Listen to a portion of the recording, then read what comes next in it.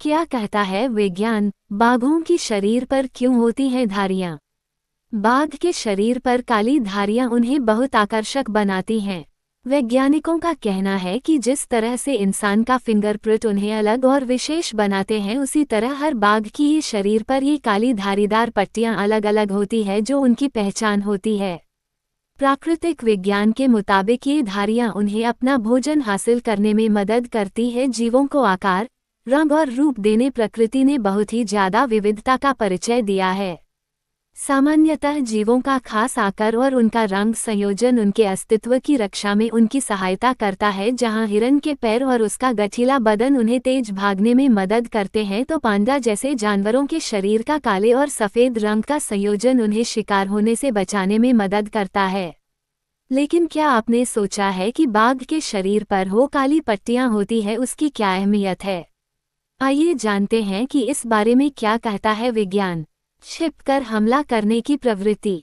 जब बाघ अपने शिकार पर हमला करते हैं तो वे कम प्रकाश में करते हैं, या तो सुबह सुबह या फिर शाम को सूरज ढलने के बाद करते हैं। ऐसे में वे लगभग शिकार को दिखाई नहीं देते, जिसका बाघ को पूरा फायदा मिलता है।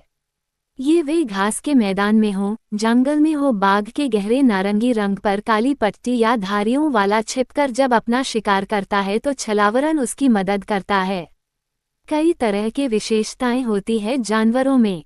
सामान्यतः जानवरों में उनकी पंख, रेशेदार चमड़ी, शरीर पर धब्बे या पट्टियां उन्हें अपने साथी को आकर्षित करने में मदद करती हैं या फिर उन्हें छिपने में किसी तरह के छलावरन के लिए मदद करती है।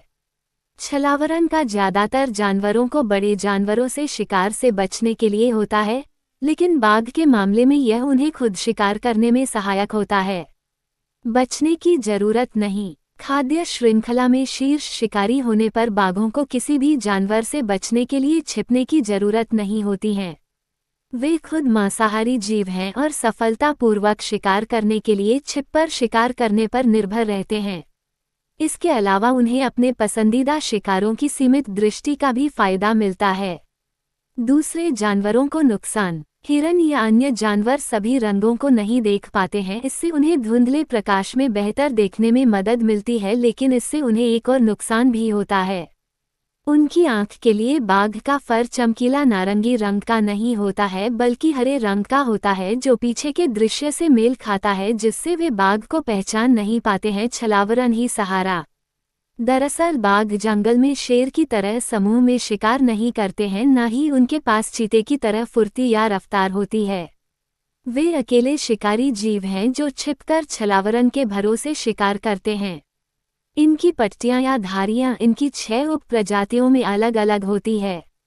सुमात्रा के बाघों की धारियां पतली और ज्यादा संख्या में होता है। इससे उन्हें घने जंगलों में छिपने में मदद मिलती है। धारियों के बाल ही नहीं, त्वचा भी काली। मजेदार बात यह है कि इन धारियों वाले हिस्सों में केवल उनके बाल ही काले नहीं होते हैं, बल्कि उनकी त्वचा के उस हिस्से का रंग भी काला होता है।